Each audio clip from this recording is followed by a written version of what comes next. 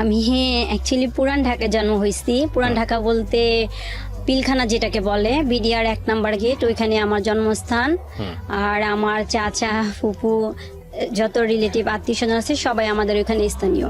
আচ্ছা, এটা একটা আরেকটা বিষয় যেটা সেটা হলো যে আপনার বয়স কত এখন আনুমানিক?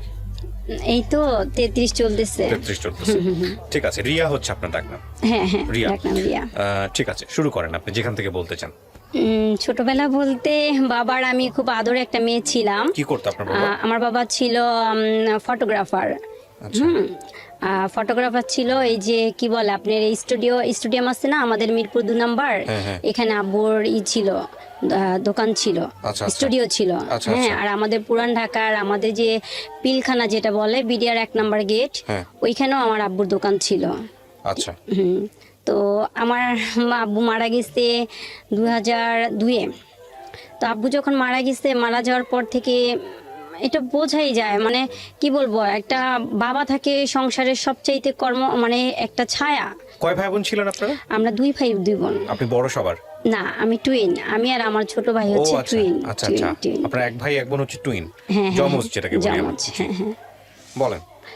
আমি যখন ক্লাস 9-এ পড়ি তখন আমি আসছিলাম মিরপুরে বেড়ানোর জন্য আমার বোনের বাসায়।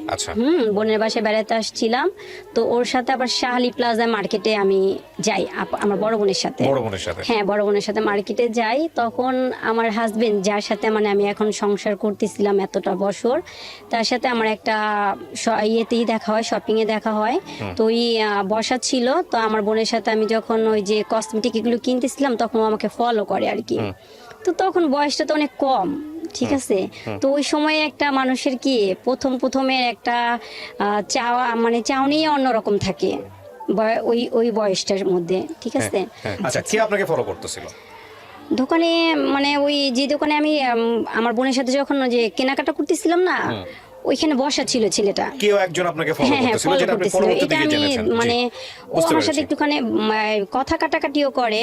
যেমন আমি পারফিউম করতেছিলাম যখন আমার বোনের সাথে কিনতেছিলাম যখন, তখন আমাকে বলতেছে যে আপনি কিভাবে জানেন এই পারফিউমটা। ও আর কি মানে আমার সাথে একটা কথা বলার জন্য মানে ইস্যু তৈরি, মানে করতেছে, মানে কিভাবে কথা বলা যায়। তো আমি বলতেছি আপনি কি দোকানদার যে আপনি আমার সাথে কথা বলতেছেন? আমি আপনার সাথে কথা বলবো কিসের জন্য? যে দোকানদার তার সাথে কথা বলবো, আর আমি আপনার সাথে কেন এই জিনিসটা নিয়ে করবো? বলে আমাকে বলতেছে বলেন না, আপনি ভালো লাগতেছে তো আপনার কথা, তুমি ভালো লাগলে তো আপনার সাথে আমি কথা বলবো না। তো আমার বোনকে বলতেছি কি চলো আপু এখান থেকে চলে যাই, এখান থেকে আর আমাদের কেনাকাটার কোনো দরকার নাই, ঠিক আছে।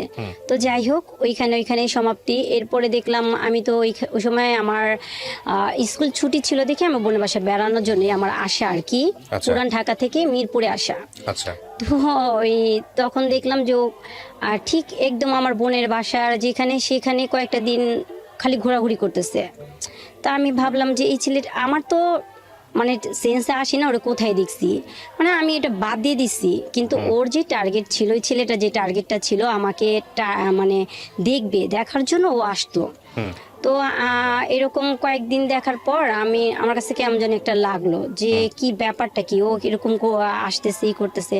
তো একদিন আমার বোনের বড় মেয়েটা, ও ভাগ্নি, ওকে নিয়ে আমি আবার নিচে নামছি। তো আমাকে দেখা ও কথা বললো আর কি যে আপু সেদিনকার যে ইটা করছি না, এই জন্য আমি সরি বলার জন্য আমি আসছি। তো সে হয়েছে তো এইটা বলার জন্য কি আপনি এতদিন ঘুরতেছেন? তো ও বলতেছে কি যে হ্যাঁ আসলে আপনার সাথে খুব মানে মিসবিহেভ করে ফেলছি, তো এই জন্যই আপনি কি মাইন্ড করছেন? আমি না মাইন্ড করব না। ছেলেটা বলতেছে। কত সালের ঘটনা এটা? এটা হচ্ছে আপনার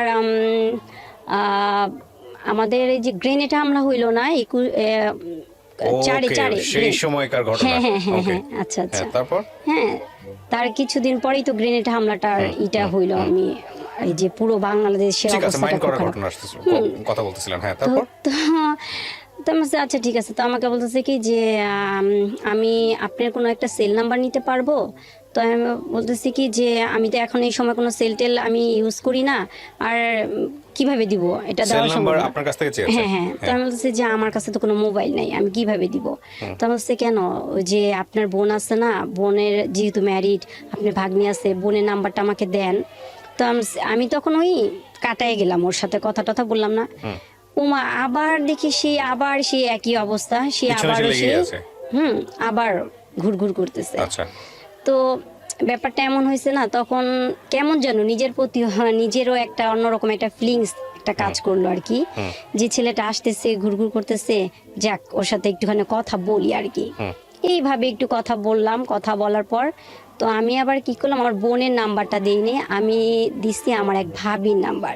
ভাবি বোনের নাম্বার তো দেওয়া যায় না, কারণ বোন যতই হোক। আপনি নাম্বার দিয়েছেন মানে তার মানে আপনার তাকে কোনো না কোনো ভাবে ভালো লেগেছে। হ্যাঁ, আমি তাকে নাম্বারটা দেই। কোন ক্লাসে পড়েন তখন আপনি? ক্লাস 9 এ? ক্লাস 9 এ। আচ্ছা। তো আমি তাকে নাম্বারটা দেই, নাম্বারটা দেওয়ার পর ভাবিকে বলি, ভাবি এরকম এরকম এই ছেলেটা এরকম করে, তো আমি আসলে বুঝতে পারতেছি না, তোমাদের এইখানে বেড়াইতেও আসলাম, আবার এই ছেলেটা আমাকে এরকম করে, যাক। তো আমাকে আমার ভাই বলেছে, এই তুমি পুরান ঢাকার, তোমাদের ওইখানেই তো আরো বেশি এইসব। তাই আমি বলেছি কি, আব্বু তো অনেক কড়াকড়ি আর আমাদের ফ্যামিলিটা অনেক কড়াকড়ি ছিল, এই মানে প্রেম প্রীতি ভালোবাসার দিকে কখনো মানে আমরা ওই দিকে যাওয়ার মতো কোনো চেষ্টাও করতে পারি নাই।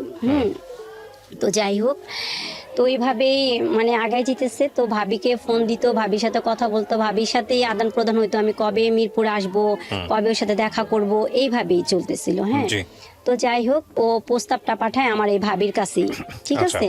তো ও তখন আপনি গিয়ে ইয়েতে জব করতো, এই গ্রামীণ ফোনে। হ্যাঁ, গ্রামীণ ফোনে জব করতো, ওর ইউনিফর্ম পরা ছিল, ওই জব করতো ভালো, তখন মোটামুটি ভালোই চলে। তো ও তো আমার চেয়ে অনেক সিনিয়র ছিল, ভালো সিনিয়র ছিল। তো বিয়ের প্রস্তাবটা দেওয়ার পরে আমার আম্মার কাছে আমার ওই ভাবি জানায়, তো বলতেছে যে এরকম যে আসছে, বিয়ের প্রস্তাব আসছে, তো খালাম্মা যেহেতু ভালো, তাহলে আসেন আমরা করাই। তো এর মধ্যে হয়েছে কি, ও ভাবিকে এমন ভাবে কনভিন্স করে ফেলছে যে আমাকে ছাড়া বাঁচবেই না। ব্যাপারটা এমন হয়ে গেছে, ঠিক আছে। এইভাবে তো হাত করে, ভাবিদের হাত করে, তারপরে ক্লাসমেট যদি থাকে কেউ ওইভাবে করে হাত করে, এইভাবে করে হ্যাঁ হ্যাঁ। তো ভাবিকে তো পুরোপুরি, ভাবি তো আমার যতটুকু আমার দিকে আসবে তার চেয়ে বেশি গেছে ওর দিকে টানটা। তো ভাবি দেখছে যে আসলে তো অনেক পাগল আর এরকম, তো আসলে মানে ভালোই হবে, ঠিক আছে। তারপর এতটা পাগল, আমিও ভাবির কাছে ফোন দিতাম, তখন কি করতাম, ওই ফোন ফ্যাক্স থেকে ফোন দিতাম ভাবির কাছে, মানে টিফিনের টাকা জমায় টমায় তখন ফোন টোন দিতাম, যেভাবে কি খবর, ওর কোনো খবর নিউজ আছে এই সেই। হ্যাঁ, ভাবি বলতো যে এটা বলছে ওইটা বলছে, এই কথাগুলি হইতো আর কি আমার এই। তো যাই হোক, বিয়ের ব্যাপারটা আপনার ফ্যামিলি কিভাবে নিল, রাজি হলো? তারপর রাজি হইলো, রাজি হওয়ার পরে আমাদের বিয়েটা হইলো, মানে মোটামুটি ঘরোয়া টাইপের। মানে আপনার ফ্যামিলি রাজি হয়েছে? ওই সময়টাতে কি করতো, কোনো কিছু করতো ছেলে? হ্যাঁ, তখন ওই ফোনে জব করতো। ফোনে জব করতো? কি হিসেবে ছিল? ও মানে আমার কাছে তো বলছে গ্রামীণ ফোনে জব করতো, এতটুকু জানি, বাট আমার ওর কোনো ভিজিটিং কার্ড ছিল না, ঠিক আছে। ও কোন মানে লেভেলে ছিল সেটাও আমাকে বলে নাই। আর তখন আমি বুঝতেও পারতাম না, বললেও আমার কাছে লাভ ছিল না, কারণ তখন তো আমি বুঝতাম না যে মানে একটা মানুষের লেভেলটা গেলে তার ইটা কি হয়ে দাঁড়াইতে পারে, ঠিক আছে। সে ম্যানেজমেন্টে আছে নাকি, মানে আছে না অনেক ধরনের, অনেক রকমেরই। তো যাই হোক, তো এভাবেই গেল। তো বিয়েটা হওয়ার পর, কত সালে বিয়ে হলো আপনাদের? 2004-এ। 2004-এ, হ্যাঁ। 4-এ বিয়ে হলো। তো বিয়ের পর 7-8 মাস পরে আমার বড় মেয়েটা কনসেপ্ট করলো। তো তখন তো আমি মানে পড়াশোনা অনেকটা মানে অফ হয়ে গেল, পড়তেই অফ হয়ে গেল, ঠিক আছে। তো ও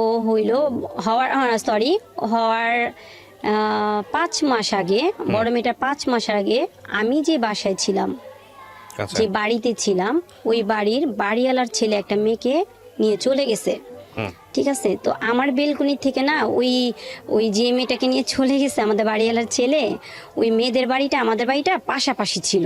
তো ওই মেয়ের একটা মানে বেবি ছিল, 7 বছরের ছেলে। তো ও না বেলকনিতে না এভাবে হাত দিয়ে না, মানে মলিন হয়ে রাস্তার দিকে তাকায় থাকতো। ওই যে মেয়েটা চলে গেছে আর কি। আপনাদের বাসা থেকে? আমাদের বাসা থেকে না, আমাদের বাসা বাড়িওয়ালার ছেলে যে মেয়েটাকে নিয়ে ভাগায় চলে গেছে। তো ওই আমি শুনছি কি বাড়িওয়ালার মেয়ের কাছ থেকে, মেয়ের কাছ থেকে শুনছি যে আমাকে বলতেছে কি জানিস, আমি যার বাসায় ছিলাম ও আবার আমার বান্ধবী ছিল, হ্যাঁ হ্যাঁ, তো আমাকে বলতেছে জানিস আমার ভাইটা এত একটা খারাপ কাজ করছে না, এই ছেলেটাকে দেখতেছস? আমি কি হ্যাঁ। ওর ওর বোনটা না এই যে ওর মাটাকে নিয়ে না আমার ভাইটা চলে গেছে। আমি কাল্লা তুই কি বলোস? বাচ্চাটা মাশাআল্লাহ কি সুন্দর কিউট, এরকম ছেলে রাইখা মানুষ কিভাবে পারে? পারে। আমি কি তাহলে বাবু ভাই কই? আর ওই আমার ওই বান্ধবীর ওর ভাইটার নাম হচ্ছে বাবু। আমি কি ভাইয়া কই? জানি না কোথায় আছে, বলতে পারি না।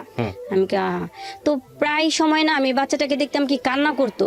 তো আমি আবার নামাজের পর যে দোয়া পড়তাম তখন ওই বেলকনির মধ্যে হাঁটাহাঁটি করতাম, যেহেতু আমার প্রেগনেন্সি অবস্থা, তখন ওই বেলকনিতে হাঁটতাম, ওই বাচ্চাটাকে দেখতাম, খুব খারাপ লাগতো।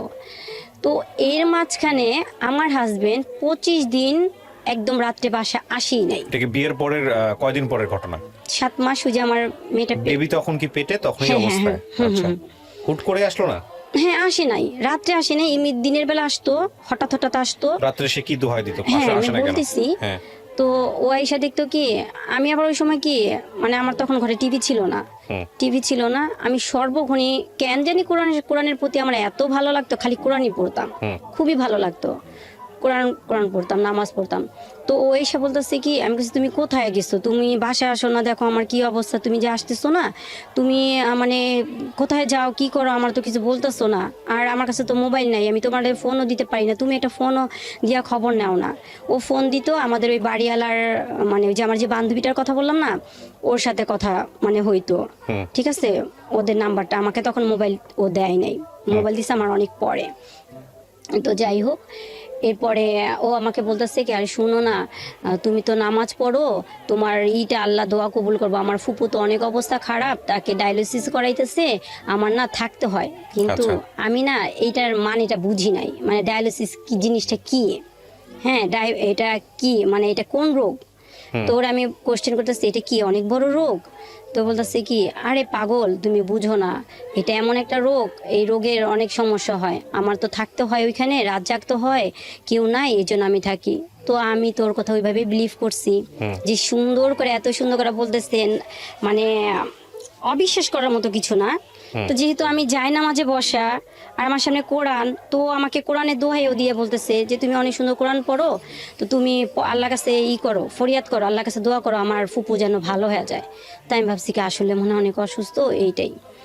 তো কিছুদিন পর আমার কানে আসলো একটা এমন একটা অদ্ভুত কথা, মানে সেটার জন্য আমি প্রস্তুত না। কি হইলো? এটা বিয়ের কতদিন পরের ঘটনা? তখনও বেবি পেটেই? হ্যাঁ, এই পেটে থাকা অবস্থায় ঘটনা কানে আসতেছে? আচ্ছা, হ্যাঁ, কি কানে আসলো? তো আমার ওই বান্ধবীটা আমার কাছে আসছে, রিয়া তুই কি জানিস কি হয়েছে? আমি কি হয়েছে? কয় আমার হাজবেন্ড যে, হ্যাঁ, তোর কথা বলছে, ভাই কি করছে তুই জানিস? আমি কি না, কি জানবো? কারে বাবু, আমার ভাই যে মেয়েটারে নিয়ে চলে গেছে, ওই মেয়েটারে নিয়ে তো নিয়ে রাখছে। আমি কি বলস? চা, আরে ওই রাখবো কোত্থেকা, মাথা নষ্ট। তো আমি বলতেছি না, তুই এটি বোন প্লিজ আমার এখন এই সময় এটি বলিস না তো, কারণ আমি না তখন এমন একটা জিনিসে ছিলাম ভাইয়া, যে আমার বেবিটা আমার পেটে, মানে আমি তখন বুঝতামও না যে মানে কিরকম, মানে ওই ইটা আমার আসে নাই, বয়সটা এরকম হয়ও নাই, এটা মানে এরকম একটা তো এর মাঝখানে আমার ওই নিউজটা দিতেছে, আমি অদ্ভুত, মানে ওরা বলছি এই তোর কাছে কোনো প্রমাণ থাকলে তুই প্রমাণ নিয়ে আসিস, তো আমার কাছে এই সমস্ত অদ্ভুত কোনো কথা বলিস না, কি তুই জানোস না আমরা নিউজ পাইছি, এখন দেখিস না, এটা নিয়ে অনেক কিছু হয়, আমি তো চিন্তা করতেছি এলাকার মধ্যে না জানি কি জানি হয়ে যায়। তো গেল, তো এর মাঝখানে আমার আম্মু তখন বাজার কইরা মাত্র উপরে উঠতেছে, আমি যে বাসায়, সেই বাসার রেলিং নাই, মানে আনকমপ্লিট বাড়িটা ছিল, রেলিং ছিল না, আমার আম্মু 3 তলা অলরেডি উঠে গেছে। তখন কি হয়েছে, ওই যে মেয়েটাকে নিয়ে আমাদের বাড়িওয়ালা ছেলে চলে গেছে যে, তো ঠিক আছে, ওই বাবুকে তো আটকে রাখছে ওর বোন, ঠিক আছে।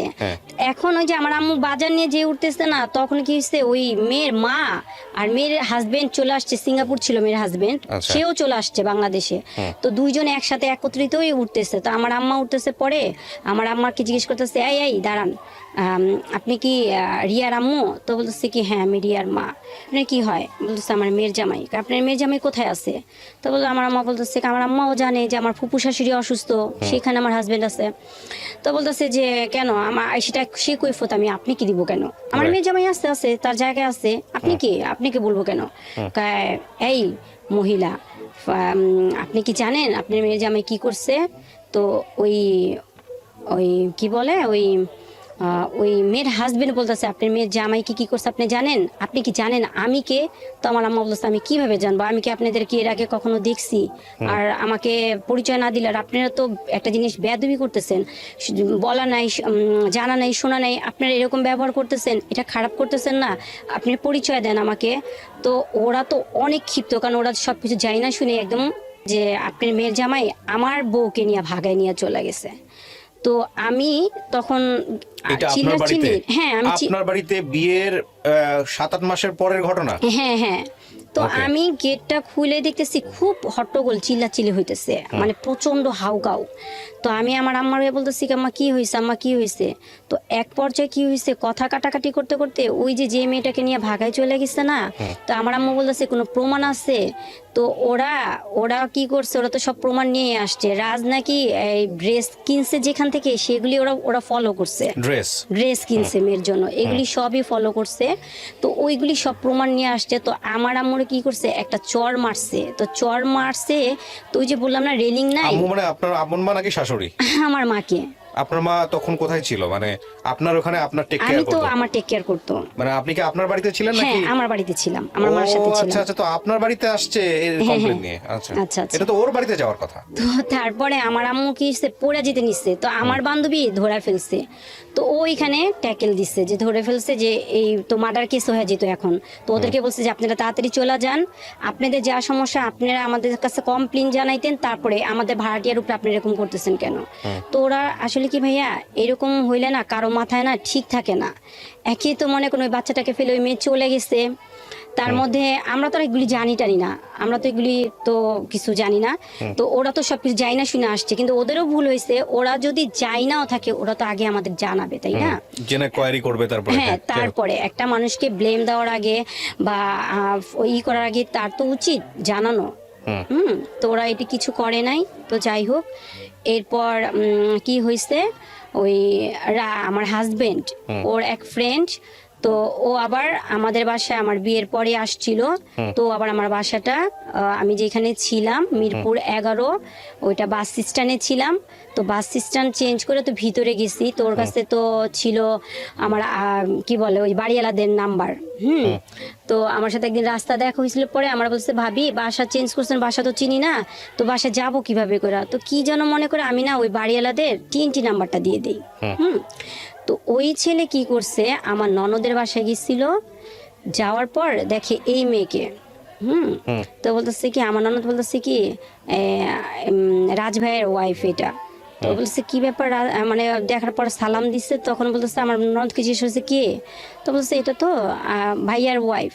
তো বলতেছে ভাইয়ার ওয়াইফ মানে কার? বলতেছে কি রাজের। তো আমার হাজবেন্ডের ফ্রেন্ড বলতেছে যে কিভাবে, আমি তো এই মেয়েকে দেখি নাই।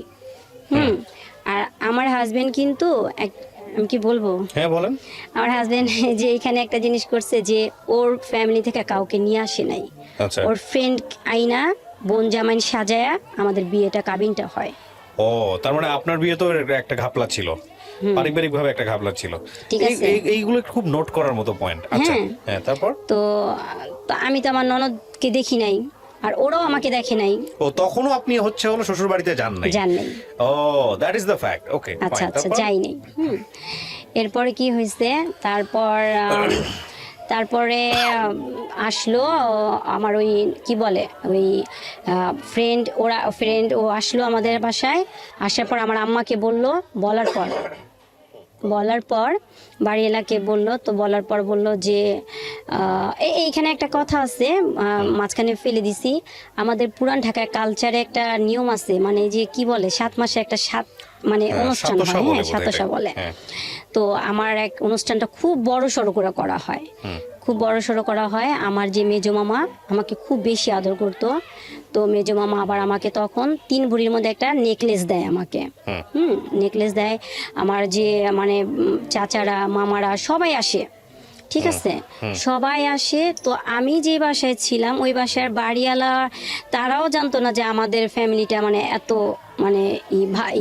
তো সবাই গাড়ি নিয়ে আসে, তো সবাই গাড়ি টাড়ি নিয়ে আসে। তো তখন থেকে আমাদের বাড়ি এলা না, তখন আমাদেরকে একটু ভালো চোখেই দেখতো, আচ্ছা। যে না নর্মাল না, অনেক আছে না জি। তো যাই হোক, ভালোভাবেই তো সবকিছু চলতেছে। তো এর মাঝখানে যে রাজের যে এই যে প্রবলেমে যে জড়ায় গেছে, ও কিন্তু আমাকে কিছু বলে নাই, কিন্তু 25 দিন আসা যাওয়া করছে দিনের বেলা, রাত্রে থাকতো না। এরপরে ওই যে ওর ফ্রেন্ড আমার বাসায় আসার পর তখন কি হয়েছে, তখন জানাজানি হইলো। তখন এইটা নিয়ে মানে অনেক বিচার সালিশি হওয়ার পরে কি হইলো, ওই মেয়ে আইসা পড়লো, মেয়ের যে আমার কাছে চলে গেল।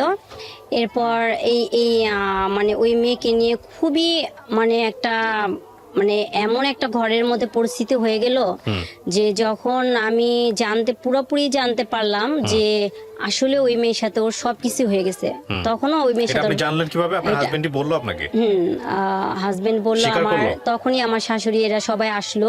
এসে আপনার কাছে আসলো না ওই মেয়ের কাছে গেল? কোনটা? আমার বাসায় আসছে তখন। আমার আম্মা যাওয়ার পরেই এই ওরা আমাদের বাসায় আসলো। আর আমার যে 27 সময় যে অনুষ্ঠানটা করা হইলো, তখন তো আমার আম্মা বলছে যে তুমি তোমাদের বাসা থেকে সবাইকে নিয়ে আসো, এই তো একটা সময় ফ্যামিলির পরিচয় হওয়ার জন্য, তো তারাও আসুক দেখুক, দুইটা ফ্যামিলির একটা আন্ডারস্ট্যান্ডিং তখন হবে, ঠিক আছে। তো ও একটার পর একটা এক্সকিউজ দেখায় মানে এড়ায় গেল, আনলো না, কাউকে আনে নাই। যাই হোক, তো এই মেইলি ব্যাপারটা নিয়ে আমার ভিতরে এমন একটা অবস্থা হলো, যখন আমি শুনতে পারলাম যে আসলে সমস্ত জিনিস একদম পরিষ্কার আমার কাছে, তখন আমি ওরে বলছি যে না, তাইলে তোমার সাথে আমার সাথে হবে না সংসার লাইফ, ঠিক আছে। তুমি আমার সাথে একটা বেইমানি করছো, কারণ দিনের পর দিন তুমি আমার সততা নিয়ে আমার সাথে খেলছো, ঠিক আছে। তো যাই হোক, তো কি করলো, আমার অর্ডারের উপরে কোরআন শরীফ ছিল, উজু করে আসলো, কোরআন শরীফটা বুকে নিল, বুকে নেওয়ার পর বলল যে আমি যা করছি ভুল করছি, আর কখনোই ভুল পথে পাড়া দিব না, তুমি আমার প্রথম, তুমি আমার শেষ, যতদিন আল্লাহ পাক বাঁচায় রাখবে, আল্লাহ পাকের কাছে এতটুকুই প্রার্থনা করব যে আমাদের দুজনকে মানে মৃত্যুর আগ পর্যন্ত জানি একসাথে রাখে। আচ্ছা, এটা আপনার ফার্স্ট বেবি হওয়ার আগের ঘটনা, তখন বেবি হয় নাই? না, বেবি হয় নাই। তো আপনি কি করলেন? ক্ষমা করে দিলেন? হ্যাঁ, তো দুজন আমরা একসাথে কি আল্লাহ মানে শুক্রানা নামাজ পড়লাম, তো আবার নামাজ পড়লাম এবং মানে আল্লাহর কাছে কান্নাকাটি করলাম। ওরে আমি শিখাই দিলাম, ও অনেক কিছু পারতো না, ওরে শিখাই দিলাম, দুজনে একসাথে নামাজ শেষ করলাম। ভালো, সব দিক দিয়ে ভালো চলতেছে। বেবিটা হওয়ার পর আমি এরপরে চলে গেছিলাম সিলেট। সিলেট ছিলাম তখন, আমাদের এখানে যে করিমুল্লা মার্কেট, সিলেট মানে কি বলে এটা, বন্দরে, ওইখানে আমাদের একটা মোবাইল দোকান ও করে, ওখানে আমি 3-4 বছর ছিলাম। তারপর ওইখান থেকে ভালো, সব দিক দিয়ে খুব ভালো, এত ভালোভাবে মানে ওইখানে আর কোনো কষ্ট কি জিনিস আমি বুঝি নাই, খুব ভালোভাবে চলতেছে, মানে আলহামদুলিল্লাহ সব দিক দিয়ে ভালোভাবে চলতেছে। তো এর মাঝখানে আমি আবার ঢাকা ব্যাক করলাম। ঢাকা ব্যাক করার পর আমার আম্মু আবার টাকা দিল, তখন আমি কামরাঙ্গীচর ছিলাম, তখন ওকে একটা মোবাইল সার্ভিসিং একটা দোকান করে দিল। দোকান চলতেছে। দোকান করে দিল মানে কি? তো আপনি জানতেন গ্রামীণ ফোনে কাজ করে? আসলে গ্রামীণ ফোনে কোনো কাজ করে না সেই ছেলে। না, বিয়ের পরে আপনি বুঝলেন এগুলো সব ভুয়া ছিল, ঠিক আছে। ওকে, তো তারপর ও ঘুমাই থাকে 1টা-2টা পর্যন্ত, সবসময় ঘুমায় থাকতো। তো ওরা আমি বলতাম যে তুমি এত মানে এরকম অলস কেন, তুমি যাও না, করো না, তাহলে কিভাবে চলবে এরকম। তো আমাদের কি ভাইয়া, যেটা সত্যি কথা, আমার আম্মু আমার অনেক হেল্প করতো, যেহেতু মেয়ে, আর এখন একটা সাংসারিক ভিতরে ঢুকে গেছি, মানে অনেকটাই হেল্প করতো আমার আম্মু, লুকায় অনেক বেশি করতো। তো যাই হোক, মনে করেন এর মাঝখানে ও কি করলো, একটা রাজনীতি বিষয় নিয়ে ওইখানকারই লোকের সাথে লাগাই দিল, ঠিক আছে। কিন্তু এলাকাটা কিন্তু ওইটা আমার জন্মস্থান, ওইখানে কিন্তু আমাকে সবাই চিনে। তো ওর মুখে শুনি যে ওর জামাই এরকম করছে একটা জিনিসগুলি একটা খারাপ না। তখন কি করলাম, আমার আম্মুকে জানাইলাম, জানানোর পর আমি আবার মিরপুর ব্যাক করি, 11তে ব্যাক করি।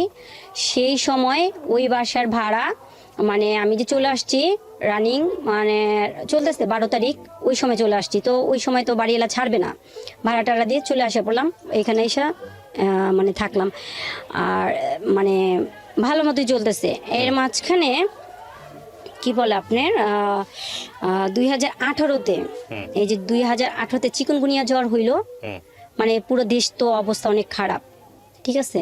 আর আমার হাজব্যান্ড একটা প্রবলেম আছে, ওর প্রত্যেকবার মানে বছরে 3-4 বার করে জ্বর আসে, আর এই জ্বরটা এমনই আসতো একদম 15-16 দিন, মানে কমতো না, 15-16 দিন থাকবেই তার জ্বর, ঠিক আছে, মানে এত খারাপ জ্বর মনে হয় আমি মানে ডাক্তার দেখতাম না, ডাক্তারও বলতো কি এরকম কেন 4-5 এরকম এসে পড়তো জ্বরের মানে তাপমাত্রা এরকম।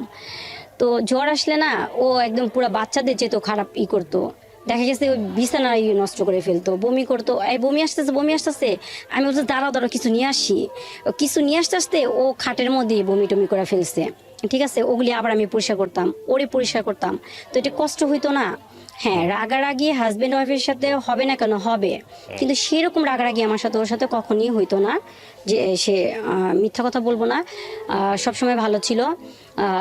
এরকম মনে করেন যখন যদি আমিও যদি অসুস্থ হইতাম বা আমার বাচ্চারা অসুস্থ হইতো, যদি ডক্টরের কাছে যাওয়ার প্রয়োজন হইতো, যাইতাম, যদি কোনো টেস্ট দিত, ভাইয়া বিশ্বাস করবেন না যে ইনজেকশন পুশ করার আগে টেস্টের মানে ওর ব্যথা লাগতেছে, পারে না, এত বেশি দেখাইতো আপনাকে যে ভালোবাসে, এরকম করতো, এই আপনি কি এরকম করে দিলেন কেন, ও ব্যথা পাইছে না, ওর ব্যথা লাগতেছে না, তখন ওই লোকটা ওই মানে ওই নার্স বলতো যে আশ্চর্য ব্যাপার, যাকে দিছি তার কিছু হইতেছে না, আপনি কেন এরকম এক্সাইটেড, মানে এরকম কেন, এরকম আমি তো ওর বুঝাইতাম, এই তুমি এরকম করো কেন, তুমি একটু থাকো না, তুমি এরকম সব জিনিস নিয়ে এরকম করাটা কি তোমার ঠিক, তুমি কুল থাকো, আমার জিনিস আমি দেখবো। আচ্ছা গেল। তো চিকুনগুনিয়া যে জ্বর মানে যে পুরো দেশের যে ভয়াবহ অবস্থা, তখন ওর চিকুনগুনিয়া জ্বর হয়, তখন আমি ওরে নিয়ে সরোয়ার দিতে যাই। আচ্ছা, ওকে যখন আমি শরীরটা মুছিতে যাই, তখন দেখি যে ওর মানে শরীরে যে বিশেষ মানে অংশটা, সেখানে মানে এমন একটা ঘা হয়েছে, মানে দেখে আমার শরীর কাটা মানে শিহর উঠে গেছে, যেটা কি। তোরে আমি জিজ্ঞেস করলাম যে তোমার এটা হয়েছে, তুমি আমাকে বলবা না? তো ও আমার কি করছে, রাখো সরো, তোমার এখানে পরিষ্কার করতে হবে না। তো আমি তোমার স্ত্রী, আমি কেন করব না, তোমার প্রবলেমটা কি, আমি তো সব কিছু করতেছি। তো যাই হোক, তো সরর দিতে নিয়ে গেলাম। তো চর্ম বিভাগ যে ডক্টরটা, ওনার কাছে আমি গেলাম, যাওয়ার পরে আমি বলতেছে আপনি কি হন ওনার, আমি বলছি ওয়াইফ। তো বলছে আচ্ছা একটু ওয়েট করেন আমি দেখি। তো উনি ভিতর থেকে দেখে আসার পরে আমাকে বলতেছে যে আপনি কি ওনার ওয়াইফ, আমি বলছি হ্যাঁ। তো বলতেছে ওনার সাথে কি কোনো মেয়ের কোনো সম্পর্ক আছে? তো আমি বলছি না, কি বলেন, আল্লাহ মাফ করুক, আস্তাগফিরুল্লাহ আমি বলতেছি। তো বলতেছে তখন বলতেছে কি আপনি কি জানেন নাকি, আপনি আগে কথা বলতেছেন? আমি কি না, কেন, আমি ওর ওয়াইফ, আমি জানবো না কেন? তো তখন উনি না একটু রাগ হয়ে গেছে, ডক্টর মানুষ তো বলছে কি চেয়ারে কি আপনি বসা না আমি বসা? এখন উনি জানে কি প্রয়োজনটা ওইখানে পাইছে, আমি তো ভাই আসলে বুঝতে পারতেছি না। তো উনি আমাকে বুঝায়, তখন খুব রাগ হয়ে গেছে, যখন আমি বারবারই ওরে মানে আমি আমার দিক দিয়ে আমার হাজবেন্ডকে আমি সাফাই গায়ে ওরে মানে ক্লিয়ার করার চেষ্টা করতেছি, কিন্তু ডক্টর তো ওনারা একটা ডক্টর মানুষ, ওনারা তো এমনি ডক্টর হয়নি, তাই না? ওনারা তো ওর প্রয়োজনটা দেখেই তো বুঝতে পারছে। তো আমাকে অনেকগুলি মেডিসিন দিয়ে দিল, কিভাবে ওয়াশ করতে হবে, কিভাবে কি করতে হবে, এবং আমাকে বলে দিল যে আপনি কিন্তু কোনো রকমই ওনার সাথে এখন মেলামেশা করবেন না, ঠিক আছে? ওনার ভিতরে যে কোনো একটা জিনিসের উনি কোথাও না কোথাও গেছে, সে খারাপ জায়গা থেকে ওর এই পয়জনটা আসছে এবং এটা হয়েছে। এটাকে আমরা এসটিডি বলি, যেটাকে বলি সেক্সুয়াল ট্রান্সমিটেড ডিজিজ, যেটা ডাক্তার উনি বললো, ওনার কথা যদি সত্য হয়ে থাকে আর কি। হ্যাঁ, ঠিক আছে। তো যাই হোক, তো আমি খুব মানে বাসায় আসার পর না আমার ভিতরটা মানে তারপরও নিতে পারতেছিলাম না যে ওই কিরকম করে হ্যাঁ, আমি আমার মতো করে নর্মালি ভাবে সুন্দর করে ওরে ড্রেসিং করাইতাম, তারপরে কুলারটা ছাইরা দিতাম, ঘরে বাচ্চাদের অন্য রুমে রাখতাম ওরে ওর মতো, কারণ ওরে যখন ওয়াশ টশ করাইতাম না তখন অনেক জ্বালা পোড়া করতো, প্রচন্ড জ্বালা পোড়া করতো। তো ওরে ফ্যানের বাতাসে ওইটা আমি আবার করতাম, তখন আমি বলতাম যে তোমার কি খারাপ লাগতেছে? জিজ্ঞেস করতেন না ওকে যে কেন তুমি, তোমাকে ডাক্তার এটা কি বললো? হ্যাঁ, ওরে আমি বলছি, ওরে আমি বলতাম, তো বলতো কি আরে তুমি জানো না ওই ডাক্তাররা সাইকো, তো মানে উল্টা পাল্টা, তোমার মানে ও কিন্তু আমাকে একটা অন্ধকার জগতে আটকাই রাখছিল ভাইয়া, ঠিক আছে? মানে আমি তো কখনো একা চলাফেরা করি নাই, ও আমাকে সব জায়গায় নিয়ে গেছে। রাস্তা পার কি জিনিস আমি এখন হয়তো বা এখন করতেছি, কারণ আমার অনেকটা কষ্টে সংগ্রাম করে চলতেছি, তো এখন আমি একটু চলাফেরা শিখছি, কিন্তু আগে কখনো আমাকে ও একা ছাড়ে নাই। তো যাই হোক, তো ওইভাবে করে দিন কাটলো ভালোই, ও মানে সুস্থ হইলো। কিন্তু এই যে ওর পিছনে যে এতগুলি টাকা, সমস্ত টাকা আমার আম্মু দিছে খরচ। সুস্থ করার পর আমার কি হইলো, আমি একটু সাময়িকভাবে একটু অসুস্থ হইলাম। কি হয়েছে, আমার সিস্ট হয়েছে। সিস্ট হইলো। এরপরে আমি আমার ছেলেটা পেটে আসলো 2টা মেয়ের পর পেটে আসলো। তো আমাকে আমার ভাবি, তারপরে আমার অনেকেই কিছু কিছু আমল দিছে ছেলে হওয়ার জন্য। তো আমি একদম সুন্দর সব আমলগুলি আমি করলাম। তো এর মাঝখানে কি হয়েছে, যখন ও 4 মাস, আমার বেবিটা 4 মাস আমার পেটে, হ্যাঁ, তখন হঠাৎ করে দেখি কি আমার হাজবেন্ড 4 দিন বাসায় আসলো না। তো বাসায় আসলো না, আমি তখন ওরা জিজ্ঞেস করতেছি যে আসলো না, ফোনটাও বন্ধ, ওর ফোনও পাইতেছি না, ওর ফোনটাও পাইতেছি না। ফোনটা একবার চালু হইতেছে, আবার বন্ধ হইতেছে, আবার বিজি করে রাখতেছে, আবার ব্ল্যাক লিস্ট করে ফেলতেছে। মানে অদ্ভুত, মানে এগুলি না আমার ব্রেনটার মধ্যে এমনভাবে মানে এফেক্ট করছে। কারণ আমার বেবিটার সময় না ভাই আমি অনেক সিক ছিলাম, মানে এত পরিমাণে সিক ছিলাম, মানে আমি বুঝাইতে পারবো না ভাইয়া। যে আমাকে ওর বলছিল যে মানে হ্যাঁ ওনার শরীর অনুযায়ী বেবিটা বড় হয়ে গেছে, তো সাপোর্ট নিতে পারতেছে না, এর আগে 2টা তো সিজার, ঠিক আছে, তো একটা বেল্ট হয় না ওনাকে দিবেন, তো আমাকে বেল্টটা হয় না, দেয়নি। আমি ওর না পেঁচায় পেঁচায় যতটুকু পারছি সেফ রাখার জন্য, যে আমার সেলাই যাতে না ছিঁড়ে যায়, ঠিক আছে। তো এর মাঝখানে ও যে এই কাজটা করছে না, আমার খুবই খারাপ, মানে মেন্টালিটি খুব আঘাত করছে। তো 4 দিন 5 দিন পর আসলো, আসার পর পুরো নর্মালি এখানে আমি আমার ননদের হাজবেন্ডকে জানাইলাম, ওদের সবাইকে জানাইলাম। ওরা বলতেছে থানায় জিডি করব। কোন হিসাবে জিডি করব? এটা তো কোনো কিছু আমি পাইতেছি না। আসলে ভাবি কার সাথে গেছে, আমি না ভাইয়া ওর কোনো ফ্রেন্ডের সাথে কথা বলতাম না, হ্যাঁ, ওই পর্যন্ত হাই হ্যালো ব্যাস সালাম দিতাম ওই পর্যন্ত। কিন্তু একটা আছে না, মানে ওর ফ্রেন্ডের সাথে কথা বলবো বা ওই কি করে না করে এইরকম কোনো টার্গেটটা আমার ছিল না। আচ্ছা, ছিল না। তো আমাকে সবাই জিজ্ঞেস করতেছে কিভাবে কি করা যায়। তো আমার আম্মা বারবার ফোন দিতেছে, মা তুমি তোমার দিকে তাকাও, বাচ্চার দিকে তাকাও, যেহেতু তোমার 2টা মেয়ের পর ছেলে আসতেছে, তুমি তো তোমার আব্বুকে হারাইছো, তো তোমার তো বাবা আসতেছে, তুমি এইখানে খেয়াল করো। তো যাই হোক, তো আসলো, আসার পরে সে নর্মালি ওয়াশরুমে চলে গেছে। 4 দিন পর আসার পর সে ডাইরেক্ট ঘরে ঢুকেই ওয়াশরুমে চলে গেল। তো আমি তখন আর ওর সাথে কোনো কথা বলি নাই, কেন ওর মতো ওরে ছেড়ে দিচ্ছি। এরপরে মাঝখানে আমার অবস্থাটা খুবই খারাপ হয়ে গেল। আমি ডক্টরের কাছে গেলাম, আমার ব্লাড টেস্ট আসলো, হিমোগ্লোবিন পয়েন্ট চলে আসছে 7। তো আমাকে বলেছে আপনি কিন্তু ডোনার ঠিক রাখেন, আপনি কিন্তু পজিশনটা কিন্তু খুবই মানে ক্রিটিক্যালি পর্যায়ে চলে আসছে। আর আমার হাজবেন্ডকে বললো আপনি একটু স্ট্রিক্টলি একটু সময় দিয়েন, যেহেতু আমার রেগুলার উনি ডক্টর, সবসময় ওনার কাছে আমি দেখাই। তো ওকে বলে দিল যে আপনি কিন্তু ওনাকে কিন্তু ভালো মতো টেক কেয়ার করবেন, ওনাকে কিন্তু কোনো রকম মেন্টালিটি কিছু প্রেশার দেওয়া যাবে না, কারণ ওনার কিন্তু প্রেশার আপ ডাউন করতেছে, এতে কিন্তু বাচ্চার সমস্যা হয়ে যাবে। আচ্ছা গেল। তো এর মাঝখানে ও ঘরে ঢুকে কথা বলতেছে, কার সাথে কথা বলছে আমি জানি না। তো আমার রুমে থেকে আমি এক রুম থেকে আরেক রুমে আসলাম, ও আমাকে দেখা রীতিমতো এমন একটা বিহেভ করলো, আমাকে বলতেছে কি, মানে আমি বুঝলাম না, তুমি আসলে এরকম অশিক্ষিত মানুষ অশিক্ষিতর মতোই কাজ করে। আমি কি করলাম, আমি তুমি যে ঘরে ঢুকছো তুমি নক করে ঢুকবা না, তুমি এরকম করে ঢুকলা যে। তো আমি বলছি কি ব্যাপার, এটা তো আমার রুম, তো ঢুকলে কি হয়েছে, সব ঘরগুলি আমি গুছাই না, আমি তোমার কাছে আসছি। তো আমার শরীরটা না ভাইয়া খুব খারাপ লাগতো ওই সময়টা, মানে খুবই খারাপ যাইতো, মানে শরীর ব্যথা করতো, মানে কিরকম শুধু ওর কি পেলেন আপনি? হ্যাঁ, তো কি করলো, উইঠাই ওর কানে থেকে হেডফোনটা ছিঁড়া ফেলাই দিল, মোবাইলটারে মানে ছুঁড়া মারলো, খাটের উপরে যেয়ে পড়লো। মানে সম্ভবত ওই মেয়ের সাথে কথা, যে মেয়েটার সাথে যে সম্পর্কটা মেয়ের সাথে কথা বলতেছিল আর কি, আমি তো তখন জানি নাই, আমি জানছি পরে। তো তখন ওরে আমি বলছি দেখো তুমি আমার সাথে তো এই ব্যবহার করা ঠিক না, এই সময় তোমার কিছু একটা হয়েছে, বলো না আমারে কি হয়েছে বলো, আমি তোমার কোনো দিক দিয়ে বিরক্ত করছি, করলে আমারে মাফ করে দিও, তুমি ইম্পর্টেন্ট কথা বলতেছিলা তাহলে আমাকে তুমি বলতা, তাহলে আমি আসতাম না। তো আমি আর বলতে পারি নাই যে আমার একটু তোমার কাছে না থাকতে ইচ্ছা করতেছিল, এই জন্যই আসছি, কিন্তু সেটা আমি বলিনি। আমি আমার মতো করে আমি আমার বেডরুমে চলে যা, খুব কান্না করছি। তো এর মাঝখানে 2-3 দিন পরে সেই লোক আবারও 4 দিন আসলো না, 4 দিন আসে নাই। তো যখন আসছে আমি এর মাঝখানে আমার শরীরটা খুব খারাপ হয়ে গেল, ডাক্তারের কাছে আবার আমার বড় বোন আমাকে চেকআপে নিয়ে গেলো, আমার ননদ চেকআপে নিয়ে গেলো, খুবই অবস্থা খারাপ, ওর ফোন বন্ধ। তো আসছে ওর সাথে ওকে আমার ননদ এরা সবাই খুব বললো যে বকাঝকা করলো যে কি ব্যাপার আপনি ভাবির এই অবস্থা রেখে আপনি যে চলে যান, মানে কোথায় যান, ও ব্যাপারটা কোনো কিছু নেয় নাই। তো আমার আবার খুব রাগ লাগতেছে, ও আসুক ওর সাথে আমি কথা বলবো, এটা ওর ভাই বোন ওকে যা বলছে, কিন্তু আমি ওর সাথে ক্লিয়ার কথা বলবো, প্রবলেমটা ওর কোথায় যা দাঁড়াইছে। তোরে কথা বলার পর ও কি করলো, এক পর্যায়ে আমাকে খুব জোরে একটা ধাক্কা দিল, ঠিক আছে। তো ধাক্কাটা আমি যাই আমার কি বলে যে স্টিল আলমারির ওইখানে যায় মানে পুরো শরীরে প্রেশারটা যায় না ভাইয়া, মানে এভাবে আমি ধাক্কাটা খাইছি, ঠিক আছে, ঝাঁপ পড়ছি। তো ওইখান থেকে পড়ার পরে ছিল আমার এই যে ড্রেসিং টেবিলটা, ওইখান থেকে আবার ব্যাক করে ড্রেসিং টেবিলে এসে পড়ছি, ঠিক আছে। তো কত জোরে আমাকে ধাক্কা দিছে। তো ধাক্কা দেওয়ার পরে ও আইসা বলতেছে কি, বোঝো না যে আমি কি বলতে চাই, তুমি কেন আমাকে ডিস্টার্ব করো। তো আমি বলছি যে তুমি কি, মানে সেদিন খুব কথা কাটাকাটি হয়, এক পর্যায়ে দুই পর্যায়ে মনে করেন এমন অবস্থা হয়, তখন আমার প্রচন্ড মানে পেইন শুরু হয়ে যায়। তো আমাকে হসপিটালে নিয়ে যায়। এটা আমার থার্ড বেবি।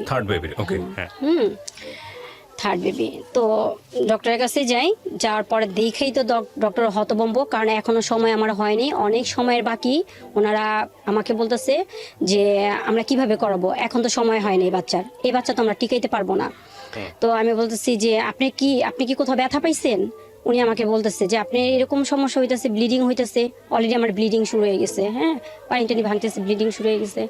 তো আমি বলতেছি, আমি তখন হাইড করতেছি, ডাক্তারের কাছে তো আর কিছু বলা যায় না, ঠিক আছে।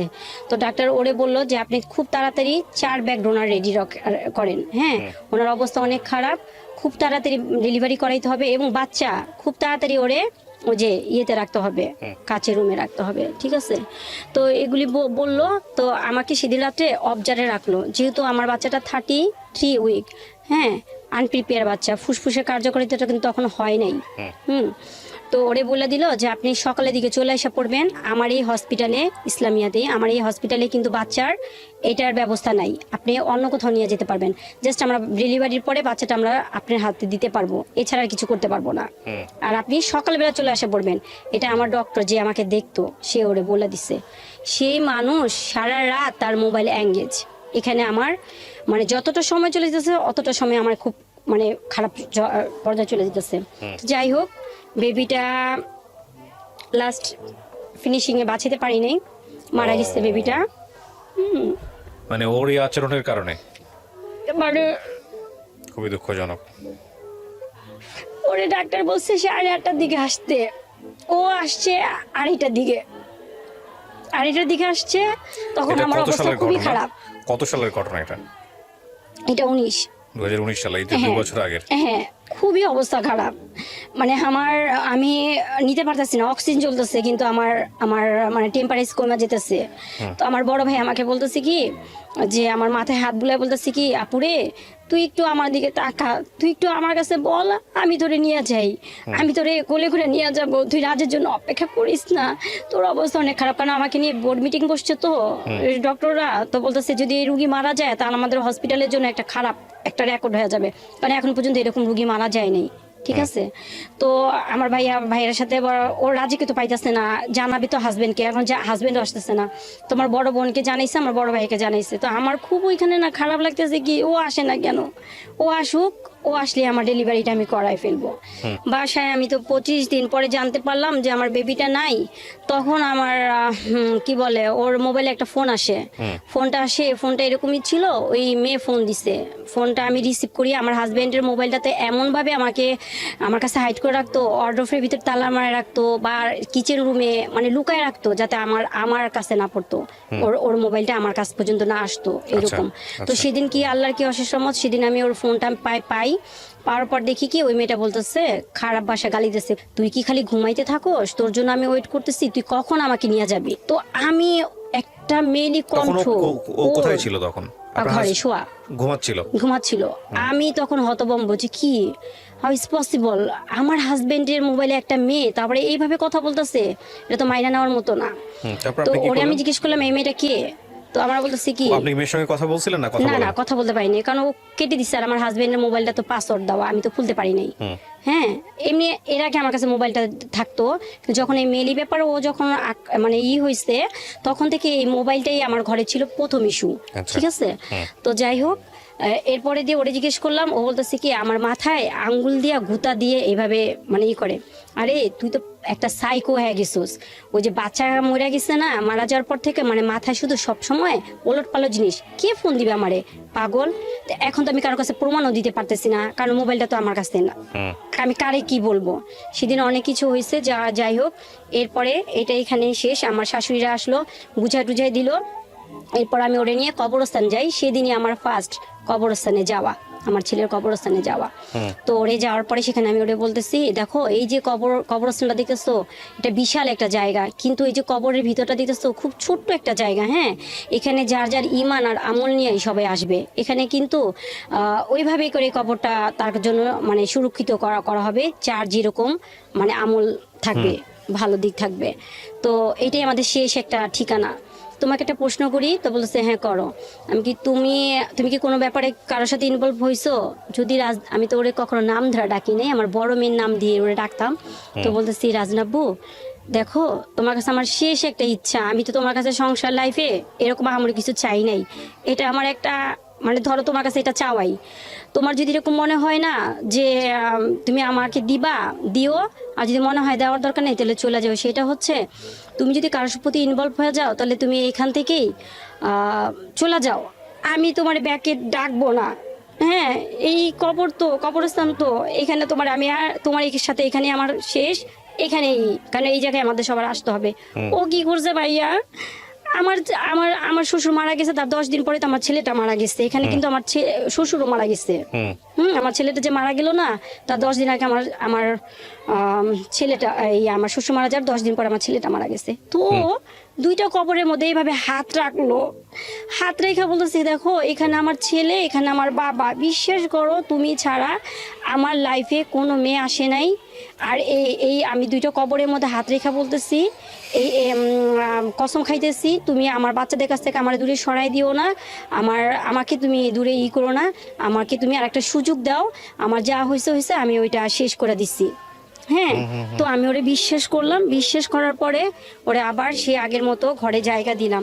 কিন্তু এরপর থেকে শুরু হইতে থাকে মানসিক নির্যাতন, শারীরিক নির্যাতন, মানে মেন্টালিটি এইগুলি কি আমি দেখতেছি। মেয়ে অনবরত ওকে ফোন দিতেছে, ও ফোনে কথা বলতেছে, আবার আমি ওকে জিজ্ঞেস করে বলতেছে যে না তুমি কি দেখো, এটা তুমি ভুল দেখতেছো। কিন্তু ওই যে প্রবলেমটা আমাদের কোথায় তা জানো ভাইয়া। তারপরে কিছুদিন পরে দেখলাম ওর মানি ব্যাগে একটা লাভ লেটার, ঠিক আছে, ওইটা নিয়ে একটা শুরু হইলো দ্বন্দ্ব। এটা কি? তো বলতেছে এটা কি, আমি জানি না তো এটা কি, তারিখ ডেট সব দেওয়া, মানে কিভাবে লিখছে, মানে একটা ইয়াং জেনারেশনের ছেলে মেয়ে যা লেখে আর কি, সেভাবে ওয়ার্ডগুলি ওখানে লেখা করা। তো আমি ওরে বলতেছি, মানে দিনের পর দিন যেতেছে, ওরে বোঝার চেষ্টা করতেছি, দেখো তোমার 2টা মেয়ে আছে, হ্যাঁ, তুমি বাচ্চাগুলির দিকে তাকাও, তুমি ব্যাকে আসো, হইছে ভুল হইতেই পারে, মানুষ মাত্রই ভুল, তুমি ব্যাকে আসো, তুমি অন্তত বাচ্চাগুলির দিকে তাকাও, তুমি ওদের দিকে তাকায় তুমি দেখো ওদের লাইফের কথা চিন্তা করো, তুমি এটা ফালায় দাও, ঠিক আছে। ওরে আমি কোনো রকমই এখানে ব্যাক করাইতে পারলাম না।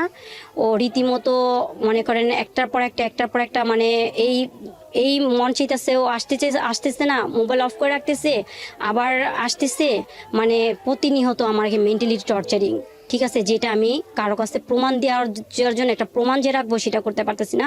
তবে ও যে বাসায় আসে না, এইটা মানে সবাই এটা উপলব্ধি করতে পারতেছে। তো এর মাঝখানে আরেকটা জিনিস হয়েছে যে আমার বড় ভাইয়া আছে না, বড় ভাইয়া ওরে দরজা ভিড়ায়া 2টা পা প্যাচে আমার বড় ভাইয়া বলতেছে, ভাইয়া আমি তো আপনার ওয়াইফের বড় ভাই, হ্যাঁ, যদিও আমি আপনার বয়সে ছোট, কিন্তু সম্পর্ক দিক দিয়ে কিন্তু আমি আপনার সম্বন্ধী। তো বাইরে একটা কথা বলি ভাইয়া, আমার বোন যদি কোনো ভুল করা থাকে তাইলে তারপরও একটা কথা বলি, এই ভুলের জন্য ওরে আপনি এরকম শাস্তি দিন না। হইতেই পারে ভুল আমার বোন করতে পারে আপনার সাথে, কিন্তু আপনি কি করতেছেন আমাকে একটু বলেন। আপনি কি কোনো মেয়েলি ব্যাপারে আটকায় গেছেন? যদি আটকায় যান তাহলে ভাইয়া আপনি আমার কাছে বলেন, আমার আম্মাকে দিয়ে আমি সমস্ত জিনিস আমি মানে করব। অনেক সময় হয় না ভাইয়া যে ওই মেয়ের সাথে ওর সাথে অনেক রকম সম্পর্ক হয়ে গেছে, ওই মেয়ে টাকার দাবি করতেছে, টাকা হইলে মিউচুয়াল হইলে সরায় ফেলায়, এরকম হয় না। তো আমার বড় ভাই পাটা পেঁচায় ধরা কাঁদছে আর বলছে, তখন আমার বলতেছে, হ্যাঁ মেয়ে তো আমার নামে মামলা করছে, আপনাদের 2 ভাইয়ের নামে মামলা করছে। তখন আমার ভাই বলছে মামলা করছে মানে, হ্যাঁ আমাদের নামে মামলা করছে, এখন 4 লাখ টাকা লাগবে। পয়েন্টটা কোন জায়গায় গেছে, ও 4 লাখ টাকা লাগবে, 4 লাখ টাকা দিলে ওই মেয়ের সাথে ওর সাথে কাটছিট হয়ে যাবে, ঠিক আছে। তো আমার ভাই বলতেছে এটা আবার কেমন কথা বলেন, তাহলে মামলা করলে তাহলে মামলার কাগজ দেখান আমাদের, মামলা করছে। আরে মামলা কাগজ কি আমাকে দেখাবে, ওই মেয়ে তো করছে, ঠিক আছে। এই কি করলো, এই জিনিস দিয়ে ঘরের মধ্যে একটা হট্টগোল পাকায় রাখলো, ঠিক আছে। ও এর মাঝখানে দিব্যি আরামে ঘুরতেছে, করতেছে। আমার 2টা ভাই মনে করেন মানে পালায় পালায় রইছে, যে কোনো সময় আমার বাসায় পুলিশ পাঠাতে পারে। ও খালি ফোন দেয় আমাকে, বলে কি তুমি কিন্তু ভাইয়াদের দূরে সরাই দিও, ভাইয়াদের কিন্তু বাসা আসতে দিও না, আসলে কিন্তু ওই মেয়ে কিন্তু অ্যারেস্ট করাই দিবে। আমি তো ওই কথাই ভয় পাইছি। আসলে তো আমি জানি না যে আসলে ওই মেয়ে কেন আমার জন্য মামলা করবে, ওই মেয়ের কি এমন আসছে, ওই মেয়ে তো এখানে মামলা করার কোনো কিছু নাই, তাই না? তো যাই হোক, এইভাবে গেল। তো গত রোজায়, এই তো রোজা আসতে গত রোজায় আমার বাসায় বাড়িওয়ালা যে, ওনার সাথে আমরা বসার পরে রাজে কি, আমার হাজবেন্ড ও কি করলো, থানা থেকে একটা জিটি কপি আনলো ওই মেয়ের নামে। হ্যাঁ, যে দেখো আমি ওই মেয়ের সাথে আমার সাথে কোনো সম্পর্ক নাই, এই যে আমি জিটি কপি তোমাকে দেখাইতেছি, আনছি, আমি তোমার সাথে সংসার করতে চাই, আর তুমি এটি বাদ দাও। হ্যাঁ, তো ঠিক আছে, ভালো কথা। আমাদের ঘরোয়াভাবে সবাই মিলা বৈশা টুইসা সুন্দর করে ওর হাতে আবার আমাকে বুঝাই দিল, আমার ভাইটাই সবাই বুঝাই দিল। তো আমি আমার শাশুড়ি বাসায় গেলাম। সেখানে যাওয়ার পর ভাইয়া দেখি রাত্রে মেয়ে ফোন দিছে, আনাই দিতেছে ও, ঠিক আছে। তো যাই হোক, ওইখানে এরকম করতে করতে আমি 15 দিন কোনো রকম কাটাইলাম ওর সাথে। ওইখানে কাটানোর পর আমি বাসা চেঞ্জ করি। হ্যাঁ, বাসা চেঞ্জ করি। আমি যে বাসায় ছিলাম ওই বাসাটা চেঞ্জ করে আমি আরেকটা বাসায় আমি যাই। আম্মা টাকা দিল। বাসায় যাওয়ার পর, ওই বাসায় গিয়ে যাওয়ার পরে ভাইয়া আমার বড় মেয়েটাকে আর আমাকে, মনে করে আমার বড় মেয়েটা তো বাবার এই জিনিসটা দেখছে, হাত ভরা মেহেদি, ঠিক আছে? ও, বাবার হাত ভরা মেহেদি, একদম হাত ভরা মেহেদি। তো আমি আমার মেয়েকে বলতেছি, দেখো রাজদিন, তোমার বাবা কি করছে, হাতে ভরা মেহেদি, ওর মেয়ের নাম নিয়ে আসছে। তো আমার মেয়ে বলতেছি কি, আব্বু তুমি কি এখন কি মানে একটু ই হবা, তুমি এগুলি কি করতেছো আব্বু, তুমি কি একটা বার আমাদের দিকে তাকাও না? তো ওই এক কথা দুই কথা কি করছে ভাইয়া, ওই যে কারেন্টের ব্যাটগুলো থাকে না, ওই ব্যাটগুলো আমার মেয়েটাকে এমন ভাবে পিটাইছে, ওরে ধরতে যায় আমি মারি খাইতেছি, ও মারি খাইতেছে, মানে আমরা মা মেয়ে, মানে কারে থেকে কারে বাঁচাবো আমরা নিজেরা জানি না। ওর বাবা একটা হিংস্র প্রাণীর মতো হয়ে গেছে। তখন ওরা আমি বলতেছি, তুমি থামো, তুমি এইভাবে করে মাইরো না, তুমি এইভাবে করে মাইরো না, তুমি কি মারার জন্য আমার কাছে আমাদের নিয়ে আসছো? আমি কত বড় শখ করে তোমার কাছে, আমি আমার পুরো ফ্যামিলি করে ছাইরা টেরা দিয়ে তোমার কাছে আমি আসছি, ঠিক আছে? ও এখানে একটা শর্ত রাখছে, আমি কারোর সাথে মানে যোগাযোগ করতে পারবো না, মানে আমার ফ্যামিলি, যেখানে আমার মা আমাকে এতটা হেল্প করে।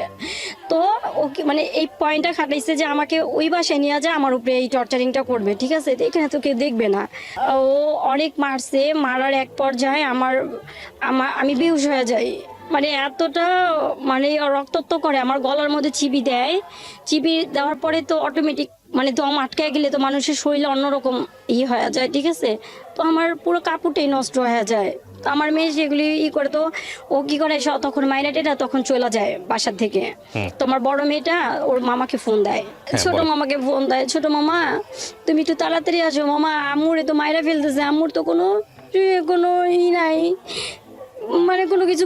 ও তো ছোট মানুষ বুঝতেছে না, মানে ও যেভাবে পারছে ওর মামাকে বলছে, ওর মামা দৌড়ায় আসে, আসার পর আমাকে জরর দিতে নিয়ে যাওয়ার পর ওইখানে আমাকে দেখার পর ওই যে পুলিশ কেস হয়, তারপরে আমি থানায় যাই, তারপরে আপনি গিয়ে মামলা করেন। হ্যাঁ, থানায় যেয়ে মামলাটা করি, ঠিক আছে? মামলাটা কইরা আসার পর আমি যাই আমার খালা শাশুড়ির বাসায়। আমি তখন আমার ভাইরা বলি কি, ভাইয়া একটু সময় দে ভাইয়া, বড় ভাইরা আমি বলি, দুই ভাইরাই বলি একটু সময় দাও। তো আমি আমার খালা শাশুড়ি বাসায় যাই। তো আমার শাশুড়ি সেখানে দেখার পর আমার অকথ্য ভাষা গালাগালি করে, ঠিক আছে? অকথ্য ভাষা গালাগালি করে, এই তুমি এখানে আসছো কেন, বের হও, আমাদের মান সম্মান ধুইতে আসছো, এই করতে আসছো, সেই করতে আসছো। কিন্তু এর মাঝখানে ওনার ছেলে যে টিকটক গুলি করতো, এই টিকটক গুলি আমার মেয়ে দেখছে আবার, দেখছে। এখন তো ভাইয়া ডিজিটাল যুগ, সবখানেই সব জিনিস মানে মেয়ের সাথে টিকটক করতো, ঠিক আছে? যে মেয়ের সাথে ওর পরকীয়া হয়েছে, ও আচ্ছা, সে তার সাথে টিকটক করতো, সেটা আপনার মেয়ে চোখে পড়ছে? হ্যাঁ, মেয়ের চোখে পড়ছে। তো ওর চোখে পড়ছে, তো ওই আমাকে সবকিছু আমার মোবাইলে দেয়, আমাকে বলে যে আম্মু আমি নামাই দিই, তুমি দেখো, তুমি তো অনেক কিছু বোঝো না, দেখো আব্বু কি করতেছে, তুমি কি কিছু করবা না? তো আমি বলতেছি, মা আমি কি করব বলো, তুমি আমার কি করতে বলো, আমি বড় জন নাইলে তোমার বাবার থেকে আমি সরে আসতে পারবো, তুমি কি চাও? তো বলছে আম্মু থাক। তখন আবার আমার মেয়ে বলে কি, আম্মু থাক, দেখি আব্বু ফিরত আসবে, আব্বু তো এরকম ছিল না। তো যাই হোক, আমার ওই খালা শাশুড়ির বাসায় যাওয়ার পরে কি হয়, ওইখানে এক পর্যায়ে সবাই মিলে আবার বসার পর ভাইয়া আবার মিল টিল করা দেয় আমাকে, ঠিক আছে? আমি তখন মামলাটা আবার অফ রাখি, বুঝছেন? অফ রাখি। ওইখানে কি বলা হয়, অফ রাখেন মানে কি, মামলা তুলে নেন? না মামলা তুলে করি নাই, মানে মামলাটা তখন আমি মামলার প্রসেসিং আসলে যাই নাই, মানে সাধারণভাবে জিডিটা করা হয়েছে, এরপরে আমি মানে মামলাটা আমি করব, মানে আমার একটা সিগনেচার দিলেই তারপর হবে। তো আমি তো সুন্দর করে আমার ওইখানে সুন্দর করে সবাই বোঝায় টোঝা দেওয়ার পর তো আমি তখন সবার কাছে করি, বলি যে ঠিক আছে ও যেভাবে আমাকে রাখবে আমি সেভাবেই থাকবো। তো মেলি ব্যাপারে এখানে কথা হয়, তখন ওই সবার সামনে ভাইয়া প্রায় ওইখানে 20-25 জন মানুষ সবার সামনে সে একই অবস্থায় আবার কোরআন, সে কোরআনটাকে সামনে রাইখা বলতেছে আমার সাথে কোনো মেয়ের সাথে কোনো সম্পর্ক নাই, আমার 2 বাচ্চা আমার স্ত্রী ছাড়া আর কেউ নাই, ঠিক আছে।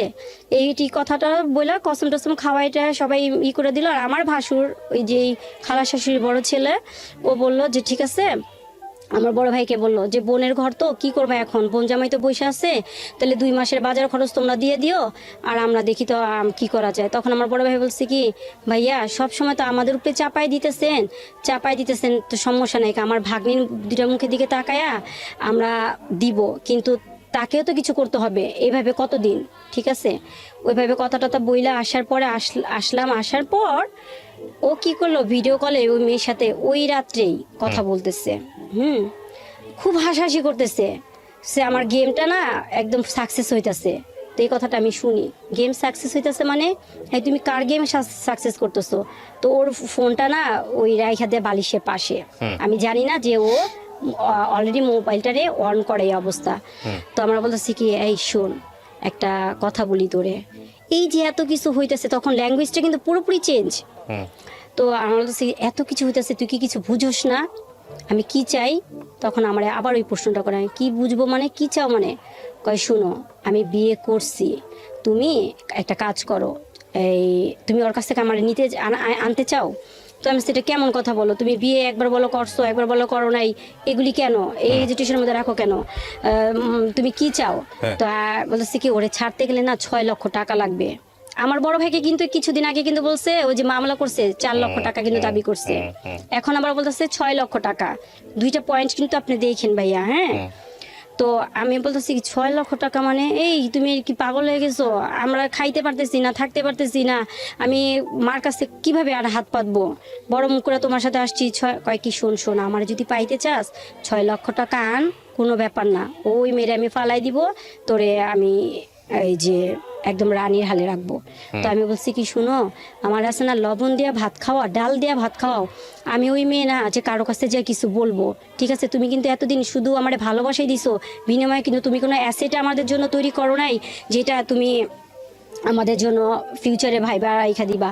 তো আমাদের তো অবস্থা এখন করুণ দশাই, তো আমি আমার কি স্বপ্ন দেখো, এই সব স্বপ্ন আমাকে দেখায়ও না, তুমি ওর কাছে আসবা কি আসবা না সেটাকে বলো। তো এক পর্যায়ে সেই রাত্রে ও মনে করেন রান্নাঘর থেকে বটি আনছে, ঠিক আছে, বটি আনছে, তারপরে ওড়নাটারে খুব ভালোভাবে করে হাতে পেঁচাইতেছে আমাকে।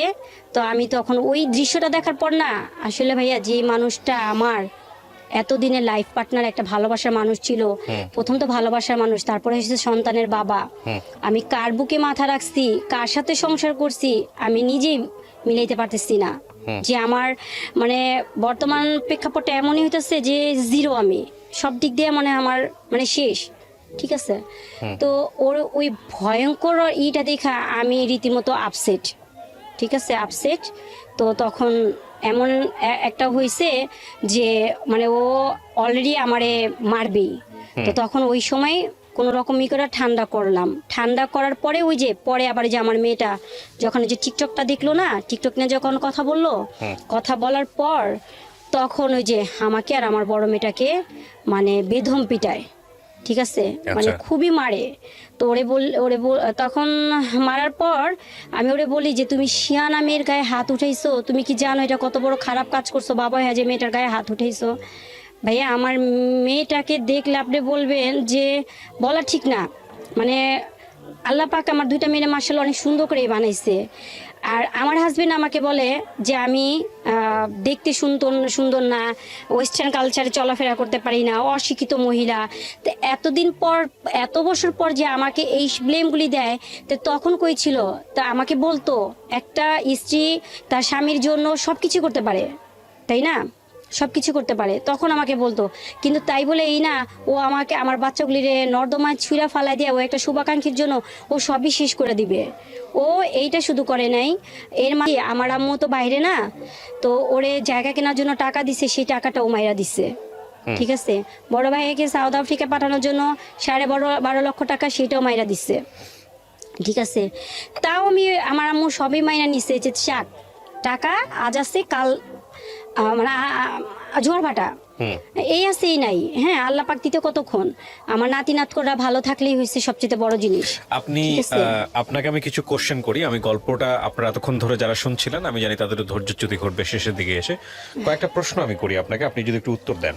আপনি আমাকে যখন এই অনুষ্ঠানটা আমি শুরু করি তখন আপনি আমাকে কিছু ভিডিও ডকুমেন্ট দেখাচ্ছিলেন, বিশেষ করে একটা ভিডিও খুব সেন্সিটিভ যেটা আপনার হাতে এসছে, এটা কার মাধ্যমে এসছে আপনার কাছে?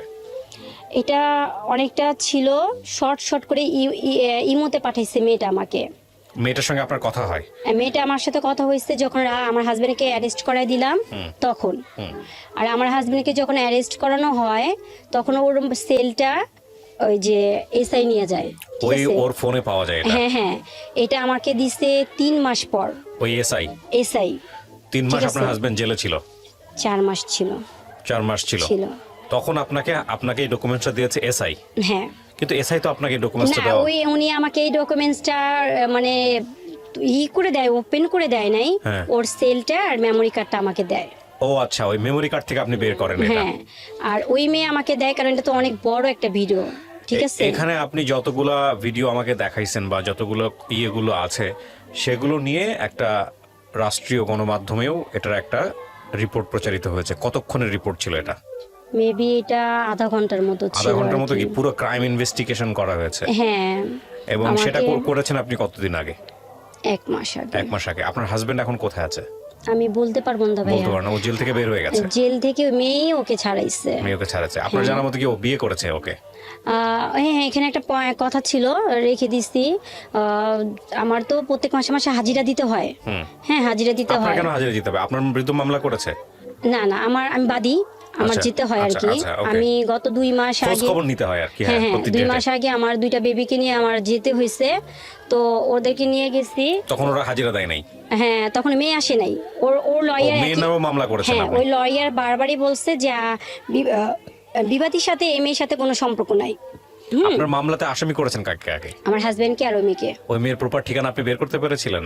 হ্যাঁ, মামলার এজাহারে উল্লেখ করা ছিল সেগুলো? হ্যাঁ হ্যাঁ হ্যাঁ। আচ্ছা, তো তারপরে এখন আপনি যেটা বলতেছেন যে লাস্ট টাইম আপনি গেছিলেন তখন আপনার হাজবেন্ড হাজিরা দেয় নাই? ও দিছে কিন্তু মেয়েকে দেয় নাই। 2 নম্বর আসামি মেয়েকে করা হয়েছে। আচ্ছা, মেয়েটা দেয় নাই? মেয়েটা দেয় নাই। আর ওর লয়ার বারবার একই কথা বলছে যে আমার বিবাদীর সাথে মেয়ের সাথে কোনো সম্পর্ক নাই। আপনাকে ডিভোর্স দিয়েছে আপনার হাজবেন্ড? না, ডিভোর্স দেয় নাই। এখানে আপনি দিয়েছেন? না। আমি যে প্রশ্নগুলো করি সেই প্রশ্নগুলো উত্তর দিলে চলবে? ডিভোর্স হয়নি এখন। আমাদের মামলা রানিং চলতেছে, এখানে ডিভোর্স হলে আমাদের মামলা চলতো না। আচ্ছা, তো ডিভোর্স হয় নাই? ডিভোর্স হয়নি। আপনার হাজবেন্ডের সঙ্গে আপনার লাস্ট কথা হয়েছে কবে? জানুয়ারির 15 তারিখ। কি বলেছে উনি?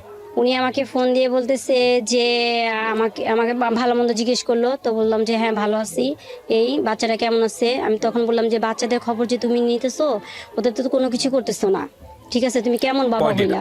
আপনি আমাকে শেষ কথা উত্তর দেন। আপনার হাজবেন্ড যদি এখন ফিরে আসে, আপনার ওই যাকে বিয়ে করেছে তাকেও রাখতে চাই, আপনাকেও রাখতে চাই, আপনি নিবেন আপনার হাজবেন্ড? না, আমি নিব না। আপনি কি চাচ্ছেন? কারণ দুষ্ট। আপনি কি চাচ্ছেন সেটা বলেন আমাকে। আমি এই লোকের সাথে এত বছর সংসার করে তার ভিতরটাই তো চিনতে পারি নাই। লাস্ট কত বছর সংসার করেছেন? 16 বছর। 16 বছর। আপনি কি চাচ্ছেন এটা বলেন জাস্ট। আমি এখন চাচ্ছি যেভাবে আমাকে মানে আমার 2টা মেয়েকে নিয়ে যেভাবে আমাকে যেভাবে ফেলে দিছে, আমাদের তিনটা জীবনও নষ্ট করে ফেলছে, এরকম প্রতারকের সাথে আমি সংসার করতে চাই না। ঠিক আছে, সেটা তো আপনি চান না। আমি চাই না। আর কিন্তু আপনি চাচ্ছেনটা কি সেটা বলেন। আমি চাচ্ছি সবাইকে সচেতন করার জন্য। আচ্ছা, সেটা তো আপনার গল্পের মাধ্যমে সচেতন হবে। সচেতন করার জন্য এখানে আপনার ভুল কি বলেন তো? আমি পয়েন্ট আউট করার আগে আপনার ভুলটা কি? আপনার হাজবেন্ডের যে কথাগুলো আপনি বললেন সেটা নিয়ে আমি পরে কথা বলছি, যেহেতু উনি এখানে উপস্থিত নাই সেটা বাদ। কিন্তু আপনার ভুলটা কি? আমার ভুল হচ্ছে আমি বারবারই ওকে বিশ্বাস করে ওকে মানে ওর দোষগুলি আমি ক্ষমা করছি। হ্যাঁ, কেন করছি সেটা হচ্ছে এখানে কথা হচ্ছে যে আমার 2টা মেয়ে আছে। সমাজে চলতে গেলে আমার 2টা মেয়ের বাবা হিসেবে পরিচয় দিতে হবে। না, এটা একদম লেম লজিক। আপনি তো ক্লাস 9 পর্যন্ত পড়াশোনা করছেন, কিছু জিনিস না, আমি তারপরে এসএসসি কমপ্লিট করলাম। লেম লজিক বলতেছি আমি, মানে এটা হচ্ছে খুব দুর্বল যুক্তি। আচ্ছা আচ্ছা। আপনি ফাইনালি 16 বছর পরে এসে আপনি বাঁচাতে পারছেন সেই যুক্তি? না। আপনি প্রথম থেকে তাকে ক্ষমা করতেছিলেন, আমার মেয়ে আছে, মেয়ের বাপের পরিচয় লাগবে, ঠিক আছে, হ্যাঁ হ্যাঁ সমাজের জন্য।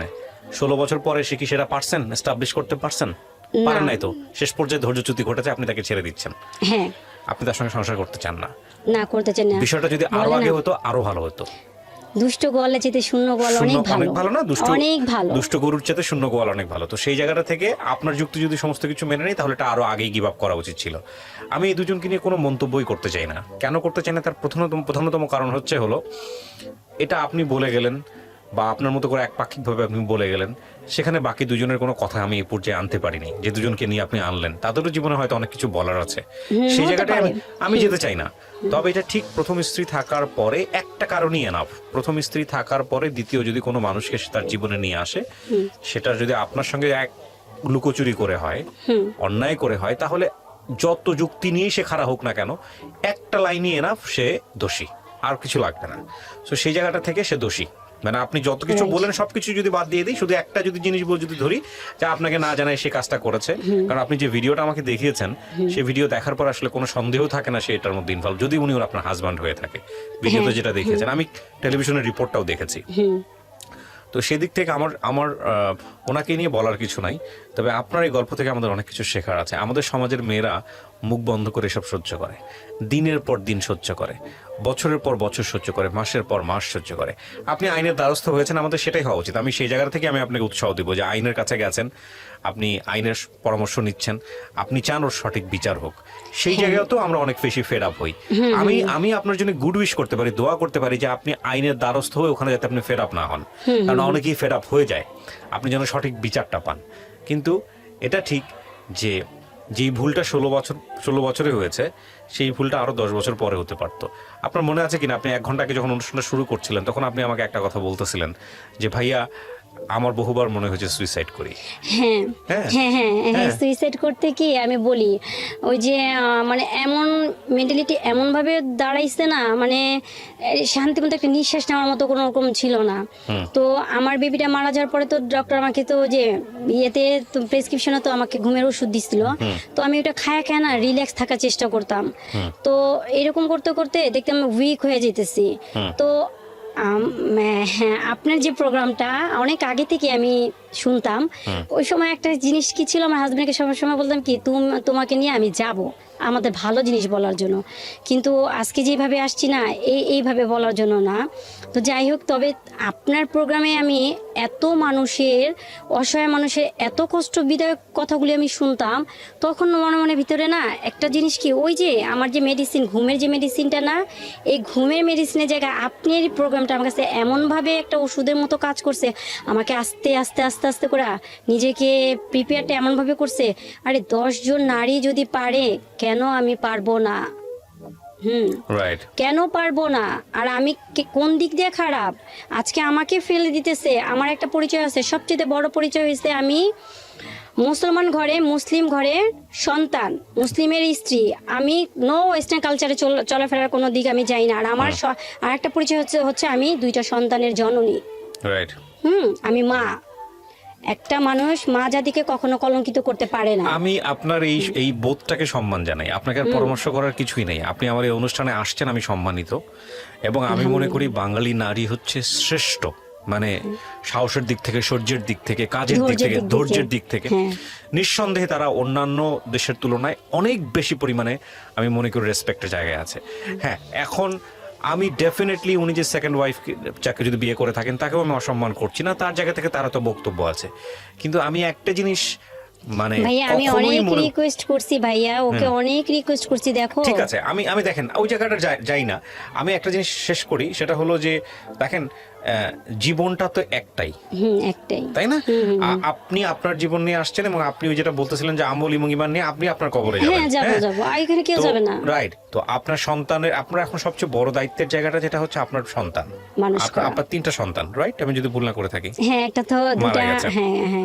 তো 3টা বাচ্চা, এই 3টা বাচ্চা আপনার কাছে আছে, আপনার কোল জুড়ে আছে। এই 3টা বাচ্চা আপনার শক্তি। আপনাদেরকে সুন্দর করে বড় করেন, সামনের দিকে আগায় নিয়ে যান। আর আপনি যেটা নিজের ভিতরে পেলে পুষে বড় করেছেন বোধটা, যে আমি হারবো না, আমি সুইসাইড করার কথা চিন্তা করেছি, কিন্তু এই অনুষ্ঠানগুলো দেখে আমি সাহস ফিরে পেয়েছি। হ্যাঁ, এটা সত্যি, এবং এই অনেকটাই সাহসটা নিয়ে অনেকটাই। আপনি সামনের দিকে আগায় যাবেন, এটাই হচ্ছে বড় কথা। আজকের এই অনুষ্ঠানের শেষে এসে প্রিয় দর্শক এবং শ্রোতা, আপনাদের জন্য একটা কথাই বলতে চাই, ইনক্লুডিং মি। আমি কখনোই অ্যাডভাইস দেওয়া পছন্দ করি না, আমার ভিতরে যে উপলব্ধিগুলো আছে সেগুলো শেয়ার করি, এবং এগুলো দেখবেন অনেক সময় সাংঘর্ষিক হবে, কারণ একটা অনুষ্ঠানে আমি যে কথাটা বলি এই কথাটাই অনেক সময় টার্ন করে যেতে পারে আরেক অনুষ্ঠানের কথার সাথে। এই দুটো কথা যদি আপনি মিলানোর চেষ্টা করেন দেখবেন যে দুটো দুই রকম এবং সাংঘর্ষিক। সুতরাং আমার কোনো কথাই আসলে একেবারে মানে সিচুয়েশনাল বাইরে কথা না, মানে আমি যে কথাগুলো বলেছি সেটা সিচুয়েশনের প্রেক্ষাপটে। আজ পর্যন্ত অনুষ্ঠানে যতগুলো যদি পরামর্শমূলক বা উপদেশমূলক কথা আপনি মনে করেন, তাহলে এগুলো আসলে নিউট্রাল পয়েন্ট থেকে না, এগুলো আসলে সিচুয়েশনাল পয়েন্ট থেকে। লাইক একটা গল্প শুনেছি, ওই গল্পের প্রেক্ষাপটে বলেছি। তো এই জায়গাটা থেকে আমি শুধু একটা কথাই বলতে চাই যে আমাদের আসলে প্রত্যেকের জায়গা থেকে শেখার আছে। যদি মনেই হয় যে এই মানুষটির সাথে আমার হবে না, তাহলে ওখান থেকে আমাদের বের হয়ে আসতে হবে, এবং বের হয়ে আসাটা খুবই কষ্টকর, কিন্তু বেটার ফিউচারের জন্য বের হয়ে আসতে হবে। এবং সেখানে ইমোশন দিয়ে চিন্তা না করে যোগ বিয়োগ করতে হবে যুক্তির জায়গাটা থেকে। আর সেই জায়গাটিতে আমাদের ধর্মেরও কোনো প্রবলেম নাই, মানবিকতারও কোনো প্রবলেম নাই, বিজ্ঞানের তো প্রবলেম নাই। তো আমার মনে হয় যে জীবনটাকে সুন্দর করাটা প্রয়োজন, সেটা সৎ উপায়ে এবং ডেফিনেটলি কাউকে কষ্ট না দিয়ে। এটাই শুধু বলতে চাই। অনেক অনেক ধন্যবাদ। আমি শেষ করি আজকের মতো, এবং আমি শুভকামনা জানাই। আমি দোয়া করি আপনার জন্য আজ থেকে আরো 10 বছর পরে আপনি নিজেকে এমন একটা জায়গায় নিয়ে যান। আমার সবার কাছে আমারও একটা কথা হচ্ছে, সবার কাছে আমার একটা কামনা, আমার যেহেতু 2টা মেয়ে, 2টা জান্নাত, হ্যাঁ, ওদের জন্য সবাই দোয়া করবেন, কারণ